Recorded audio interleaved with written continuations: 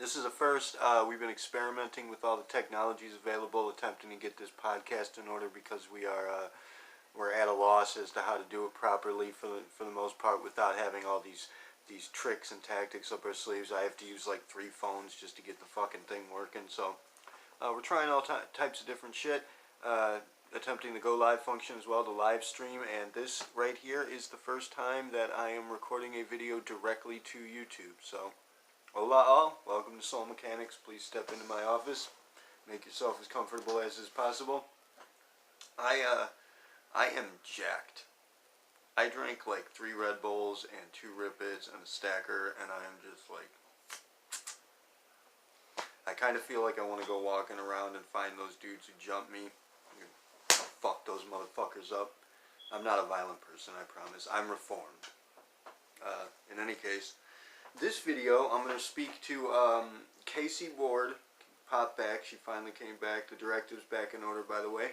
And Casey posted a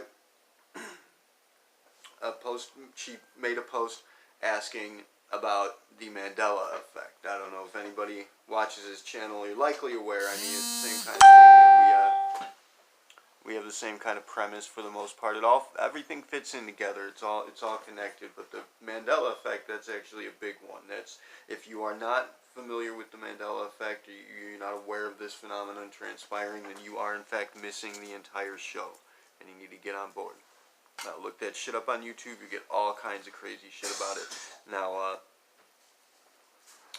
she asked if you were Mandela affected, as they say now. It's like become this whole community, the Mandela effect.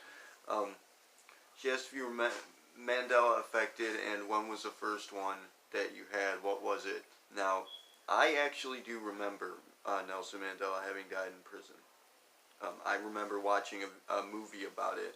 I'm not sure who played. I think it was Will Smith who played the younger Nelson Mandela in prison, maybe.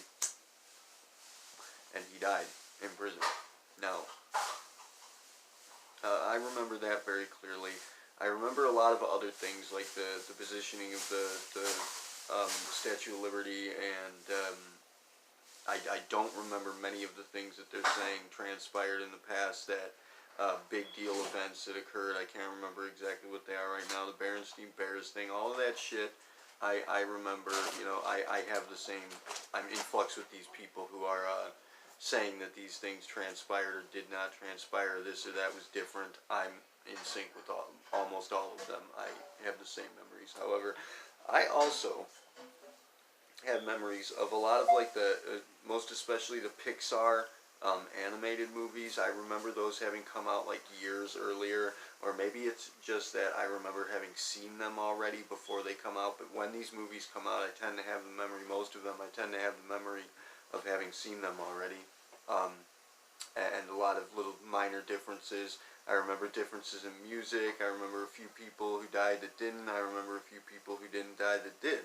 I remember Michael Jackson having been actually indicted for molestation charges. Sorry for any Michael fans. I love him too. He's an excellent performer, but that was the fact. He was convicted of that. I also remember Bill Cosby having died.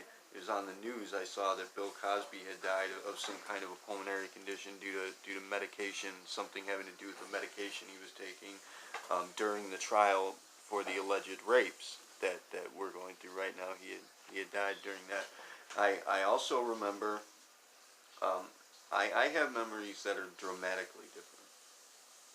I remember a world where the initiative did not exist at all.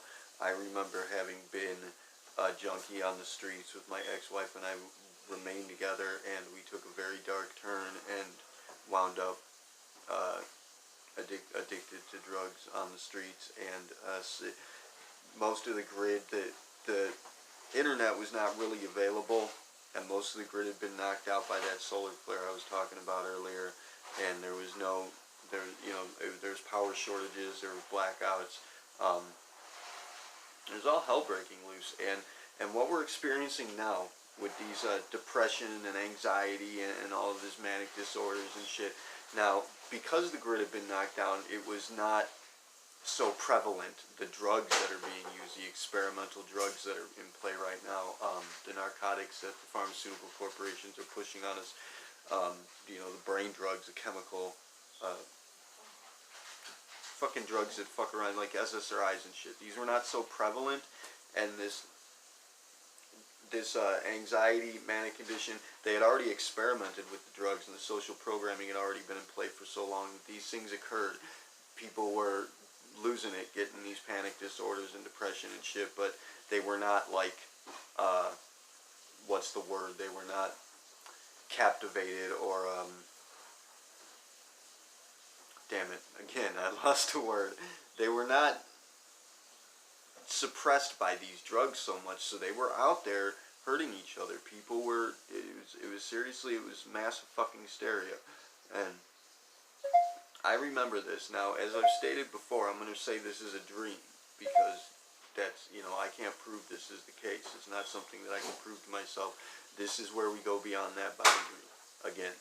Now, when you, I'd like to posit somewhat of a theory here.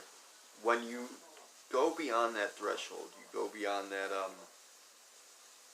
that boundary, the never, and you are in this position where you're witnessing four-dimensional time-space happening as a thing, as a construct that's in some way separated from you, yet still a part of you, and you are, you know, imagining it for the most part, and anything is possible. You can do anything with it. You are outside the relevance of this construct. It no longer has any context for you. You are capable of doing anything.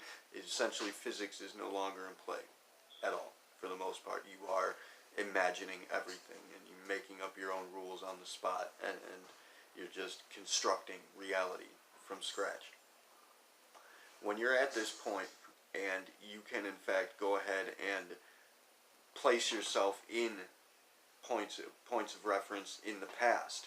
You can place yourself back into your own memories and relive your own memories, and you can actually reconstruct the past as you know it now. I found that while doing this, reconstructing the past in these projections, it's not, if you have memory of it, you can't alter that for whatever reason. If you have this memory, now fortunately I did not have a lot of memory from my past. My childhood was almost entirely eliminated from my immediate recall.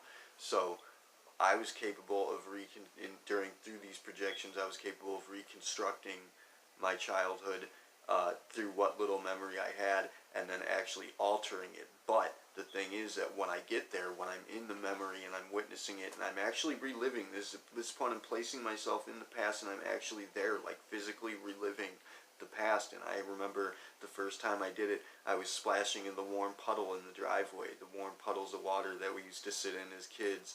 And you know, my childhood friends were there, Rozzy and Gabby and them, and Nadim.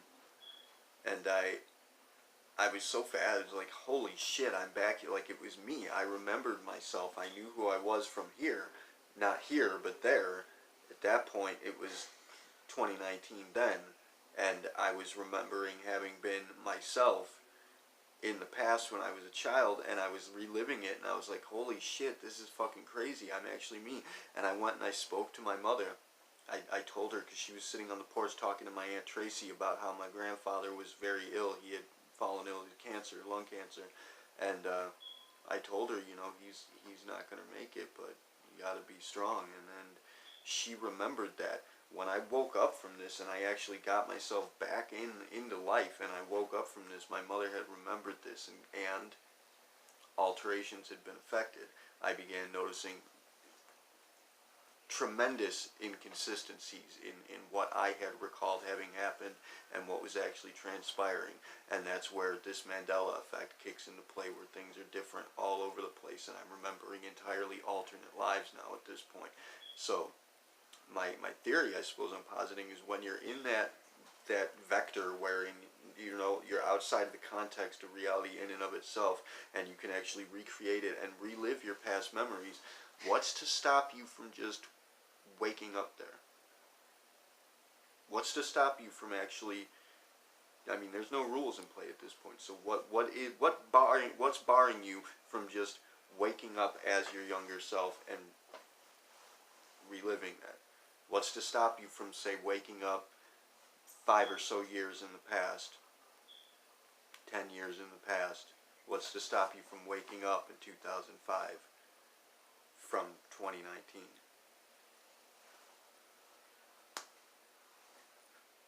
I don't see anything from that context, from that frame of reference. I don't see any reason why you wouldn't be able to do that.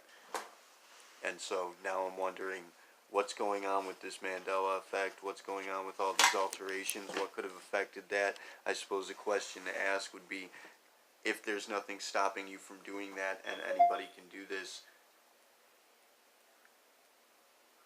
would you not lean towards perhaps believing that maybe all of us have done this and maybe all of us do this and we just don't remember? Because when I did go back there, as I was saying, when I went back into my younger self, it was like there was memory closing in on me, around me. The memory from the past and the future was reconstructing itself and becoming real to me. The memory that I had lacked, that I didn't have, it was closing in on me. It was what I refer to as being a temporal periphery, and I had a short span of time to act and to make alterations before it closed in on me, and I remembered it all, and then I snapped back to being me. But what's to stop you from just waking up and staying there? Nothing. I don't see anything. So I suppose that's a theory and a query I'm going to posit for you guys for now. Coming closer to attempting to get to where we need to be. What's to stop you from waking up in 2005 from 2019 and changing it? It's just, maybe you don't remember. That temporal periphery closes in and you don't remember. But what if you could? What if you could find a way to achieve that escape velocity and pull that memory back with you? And if you did, what consequences might occur? Big question in play. If you did do that, if you went and reconstructed an alternate universe and you woke up in your younger self, as your younger self, what happens to the universe you left behind?